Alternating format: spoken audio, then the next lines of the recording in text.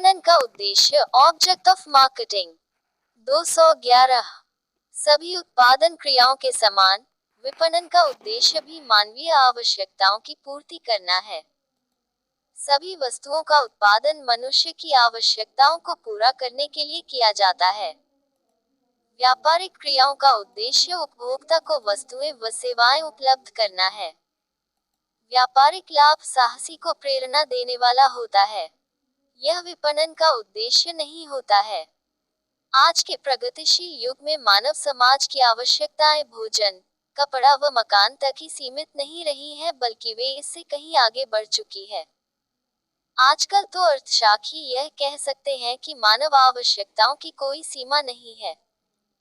जितनी आवश्यकताओं में वृद्धि होगी उतनी ही विपणन की क्रियाओं में भी वृद्धि होगी।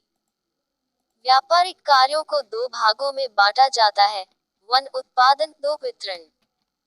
विपणन का उद्देश्य इस दूसरे कार्य को पूरा करना है, अर्थात उत्पादक की वस्तु को अंतिम उपभोक्ता तक पहुंचाना है। विपणन का स्वभाव एवं क्षेत्र, nature and scope of marketing. विपणन के स्वभाव एवं क्षेत्र का अर्थ संकुचित एवं विस्तृत दोनों अर्थों में लगाया जाता है। वास्तव में संकुचित अर्थ विपणन संबंधी पुरानी विचारधारा का प्रतीक है, जबकि विस्तृत अर्थ आधुनिक विचारधारा का।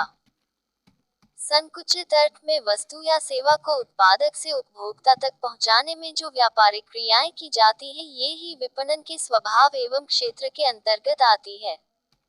इन व्यापारिक क्रियाओं को वितरण संबंधी क्रियाएं कहते हैं। लेकिन विपणन क्रियाएं उत्पादन करने से ही प्रारंभ नहीं होती है, बल्कि उससे पूर्व ही प्रारंभ हो जाती हैं। जैसे उत्पादन से पूर्व ही उपभोक्ताओं की इच्छाओं एवं आवश्यकताओं का पता लगा लिया जाता है।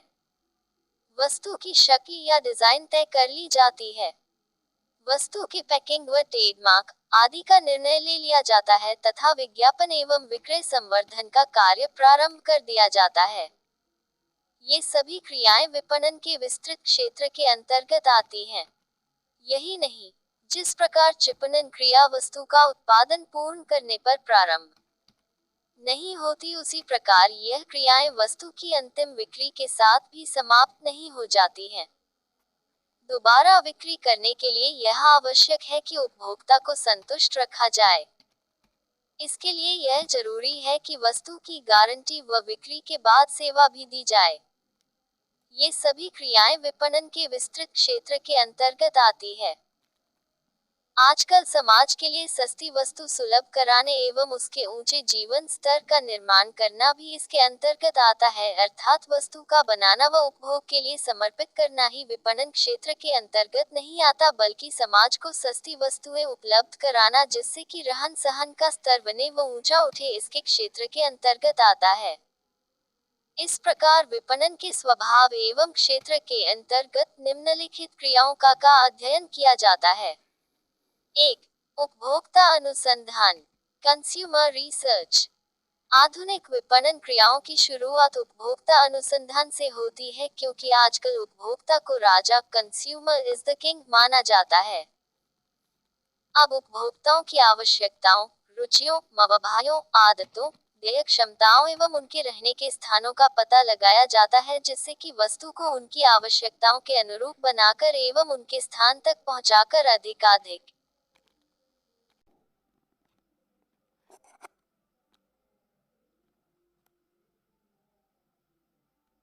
11. वस्तु नीतियों एवं मूल्य नीतियों का निर्धारण, प्रोडक्ट एंड प्राइस पॉलिसीज। आधुनिक विजन किया जी में चतु मीडिया के दिन से पूर्व ही निर्धारित करती हैं। इसमें वस्तु का रंग, रूप, डिजाइन, आकार, आदित्य आती है। साथ साथ वस्तु की मूल्य नीति भी पहले से निश्चित कर मूल्य निर्धारित कर दिए जाते हैं। 3. वितरण माध्यम का निर्धारण, डिटर्मिनेशन ऑफ डिस्ट्रीब्यूशन चैनल। वस्तु के निर्मित होने के बाद उसके वितरण की व्यवस्था करनी होती है। वस्तु का वितरण विमित्र माध्यक्ष के द्वारा किया जा सकता है। इन माध्यमों को निर्धारित करना भी विपणन के स्वमाया एवं क्षेत्र का एक है। इसमें पुष्टकर विक्रेता, शीर्ष विक्रेता, एकमात्र वितरक प्रतिनिधि, यात्री विश्वकर्ता आदि की नियुक्ति नक्श पारिश्रमिक के बारे में निर्णय लिए जाते हैं। 4. संवर्धन संबंधी निर्णय प्रमोशन डिसीजंस। आधुनिक विपणन की एक परम आवश्यकता संवर्धन है, जिसके बिना वस्तु को पर्याप्त मात्रा में बेचना कठिन है। इसके लिए विज्ञापन एवं विक्रय संवर्धन के विभिन्न साधनों का सहारा किया जाता है तथा उनके प्रभाव को मूल्यांकित किया जाता है। विक्रयकर्ताओं को प्रशिक्षण दिया जाता है और इन्हीं सावधानों के 4 में उचित निर्णय किए जाते हैं। 5. विक्रय के बाद सेवा आफ्टर सेल सर्विस। वर्तमान विपणन क्रियाओं का आधार उपभोक्ता को सदैव संतुष्ट रखना है, जिसके लिए उनको विक्रय के बाद सेवा प्रदान की जाती है, जिसमें मुफ्त मरम्मत, वस्तु की मुफ्त सफाई या समय से पूर्व वस्तु के खराब होने पर उसको बदलने या पूछे वापस करने की सुविधा शामिल है। ये भी विपणन क्रियाओं के क्षेत्र के अंतर्गत आता है। इस प्रकार विपणन के स्वभाव एवं क्षेत्र के अंतर्गत वस्तु के बनाने से पूर्व की क्रियाएं, वस्तु के बनाने एवं बेचने के बाद की क्रियाएं शामिल की जाती हैं। उपभोक्ता की सम्मति पंतु उपलब्ध कर उसके रहन सहन के स्तर को ऊंचा उठाना भी विपणन के क्षेत्र एवं स्वभाव के अंतर्गत आता है। विपणन की भूमिका या महत्व, रोल और इम्पोर्टेंस ऑफ मार्केटिंग। पुराने समय में मानवीय आवश्यकताएं सीमित थी और मानव आत्मनिर्भर था। वह अपनी आवश्यकता की वस्तुओं को स्वयं बना किया करता था। लेकिन आज उत्पादन बृहद पैमाने पर किया जाता है, जो कि व्यक्तिगत या पारिवारिक उपभोग के लिए न होकर राष्ट्रीय व अंतर्राष्ट्रीय उपभोग के लिए होता है। इसी का परिणाम है कि विभिन्न प्रकार के मध्यस्थी, परिवहन साधनों, गोदाम सुविधाओं, विक्रय कला, विज्ञापन एवं विक्रय संवर्धन आदि पर ध्यान दिया जाने लगा है। आतंकृत उपभोक्ता विचार कंज्यूमर कॉन्सेप्ट की अधिकाधिक मान्यता मिलती जा रही है, जिसके परिणामस्वरूप विपणन का महत्व ही नहीं चढ़ रहा है, बल्कि उसमें क्रांतिकारी परिवर्तन भी हो रहे हैं। अतः विपणन का अध्ययन विपणन प्रबंधक के लिए ही महत्वपूर्ण नहीं है, बल्कि 1 समाज, 2 निर्माता, 3 उपभोक्ता एवं अर्थव्यवस्था के लिए भी महत्वपूर्ण है। एक समाज के लिए विपणन का महत्व, importance of marketing to society. समाज के लिए विपणन का महत्व निम्न प्रकार है। 1. रोजगार की सुविधा, फैसिलिटी ऑफ एम्प्लॉयमेंट। विपणन के द्वारा रोजगार सुविधाएं प्रदान की जाती है तथा जैसे जैसे विपणन क्रियाओं में वृद्धि होती जाती है, रोजगार पाने वाले व्यक्तियों की संख्या में भी वृद्धि होती जाती है। भारत में 1951 में वितरण क्रियाओं डिस्ट्रीब्यूशन में 78 लाख व्यक्ति लगे हुए थे, जिनकी संख्या सन 2000 में बढ़कर लगभग 3 करोड़ 30 लाख हो गई है। ऐसा अनुमान है कि यदि वस्तु के निर्माण में 5 व्यक्ति लगे हैं तो 4 व्यक्ति उसके विपणन में उगे हुए हैं। एक अनुमान के अनुसार देश को कुल श्रम शक्ति का लगभग 35% प्रत्यक्ष या अप्रत्यक्ष रूप से विपणन में लगा है। धन का स्तर प्रदान करना, delivery of standard of living. विपणन जनसाधारण का नई वस्तुएं उपलब्ध कर उनके रहन सहन के स्तर में वृद्धि करता है। इसके जनसाधारण को नई मधी वस्तुओं की जानकारी देने के लिए विज्ञापन एवं विक्रय संवर्धन का सराहा जाता है तथा उनको बताया जाता है कि वस्तु उनके लिए किस प्रकार आवश्यक एवं लाभदायक है। अधिकाधिक व्यक्तियों द्वारा उसको क्रय किया जाता है तो इससे उनके रहन सहन के स्तर में वृद्धि होती है। 3. अर्थव्यवस्था को मंदी काल से बचाना, saves the economy from depression. विपणन अर्थव्यवस्था को मंदी से बचाता है। यदि वस्तुओं का विपणन न हो या कम मात्रा में हो या चालकों द्वारा उनको क्रय न किया जाए तो देश में मंदी काल जा जाएगा, जिसके परिणाम द्रुतगामी होंगे। कारखानों में स्टॉक एकत्रित हो जाएगा, मूल्य गिर जाएंगे, बेरोजगारी फैल जाएगी एवं सरकारी आय कम हो जाएगी।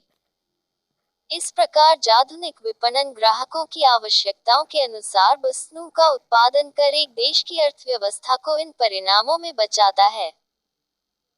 4. राष्ट्रीय आय में वृद्धि, इंक्रीज इन नेशनल इनकम। जब विभिन्न प्रकार के ग्राहकों की आवश्यकताओं के अनुसार वस्तुओं का निर्माण किया जाता है तो देश को कुल वस्तुओं और सेवाओं में वृद्धि होती है, जिसके परिणामस्वरूप राष्ट्रीय आय में वृद्धि होती है।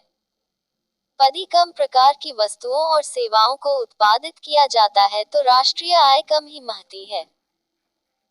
5. वितरण स्वगतों में कमी, रिडक्शन इन डिस्ट्रीब्यूशन कॉस्ट्स। एक अभिविवरण व्यवस्था वस्तु की वितरण लागतों में कमी करती है, जिसके परिणामस्वरूप वस्तु के मूल्य में कमी कर दी जाती है, जिससे समाज लाभान्वित होता है। यदि निर्माता द्वारा इस लाभ को समाज तक नहीं पहुंचाया जाता है तो भी परोक्ष रूप से समाज लाभान्वित होता है। उदाहरण के लिए, यदि निर्माता इस सब की कर्मचारियों पर या उपभोक्ता अनुसंधान पर था वस्तु अनुसंधान पर या वस्तु विकास अनुसंधान पर व्यय करता है तो भी समाज लाभान्वित होता है। 2. निर्माताओं के लिए विपणन का महत्व, importance of marketing to the manufacturers. आधुनिक व्यावसायिक जगत में एक निर्माता के लिए भी विपणन का महत्व निम्न प्रकार है। एक नियोजन एवं निर्णयों में सहायक, helpful in planning and decisions. एक निर्माता के लिए विपणन का अध्ययन व्यवसाय संबंधी नियोजन एवं निर्णय लेने में सहायक होता है। आजकल उत्पादन संबंधी निर्णय ये सोचकर नहीं लिया जाता है कि हम जितना उत्पादन कर सकते हैं, बल्कि यह सोचकर किया जाता है कि उपभोक्ता किस प्रकार को वस्तु किस मात्रा में व किस मूल्य पर चाहता है। इसी सब वार्ती के आधार पर ही निर्माता द्वारा निर्णय किया जाना है कि यह किस वस्तु का एवं किस मात्रा में उत्पादन करें। एगोकात को इस प्रकार भी कह सकते हैं कि उपभोक्ताओं को रुचियों एवं आवश्यकताओं के अनुसार ही आयसाद में निर्णय लिए जाते हैं। 2. आप सृजन में सहायक, हेल्पफुल इन इनकम क्रिएशन। विपणन का अध्ययन आय सृजन में सहायक होता है। एक व्यवसाय में आप कमाने का उत्तरदायित्व विपणन विभाग का ही होता है। इस विभाग पर ही व्यवसाय के अन्य सभी विभाग निर्भर रहते हैं। यदि विपणन विभाग द्वारा कोई गलत निर्णय ले लिया जाता है तो ऐसा निर्णय पूरे व्यवसाय को प्रभावित करता है। 3. वितरण में सहायक, हेल्पफुल इन डिस्ट्रीब्यूशन। विपणन का अध्ययन एक निर्माता को ये बताता है कि कम से कम लागत पर तथा अधिक से अधिक सुविधाजनक केंद्रों से उपभोक्ताओं को वस्तु किस प्रकार प्रदान करनी चाहिए। आज के इस प्रतियोगी युग में ही निर्माता सफल हो सकता है जिसकी विपणन लागत कम से कम होती है। 4. सूचनाओं के आदान प्रदान में सहायक, हेल्पफुल इन एक्सचेंजिंग इंफॉर्मेशंस। द्वारा ही विभिन्न प्रकार की बदलती हुई परिस्थितियों की सूचनाएं विपणन प्रभाग के इस पहुंचती है। यदि यह है निर्माता एवं उपभोक्ताओं के लिए विपणन का महत्व, importance of marketing to consumers. उपभोक्ता के लिए भी विपणन का काफी महत्व है। उपभोक्ता को उस आर्थिक प्रणाली का ज्ञान होना चाहिए जिसका कि यह एक अंग है। जिस प्रकार चुनावों के दौरान एक मतदाता अपने विद्वतापूर्ण निर्णय के किए बहुत सी दालों की जानकारी करता है, उसी प्रकार उपभोक्ता को भी वस्तु की खरीद के समय विकार के बारे में जानकारी होनी चाहिए।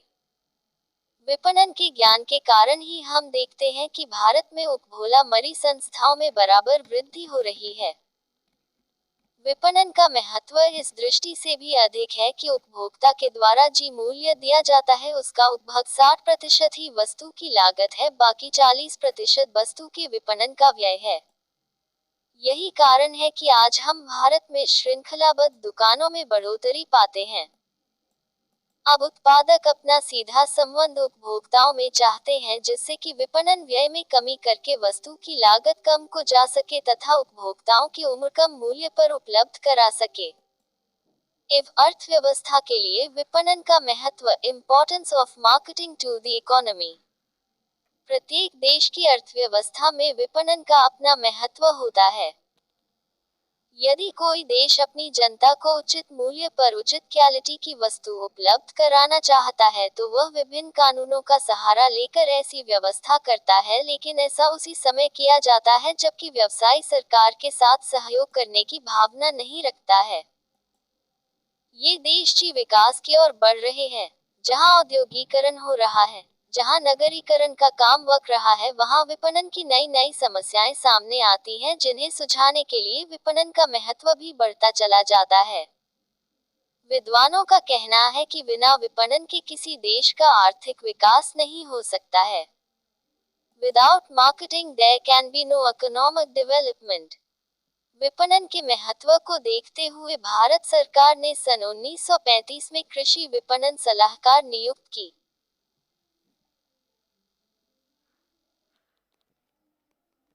वस्तु नियोजन एवं विकास, प्रोडक्ट प्लानिंग एंड डेवलपमेंट।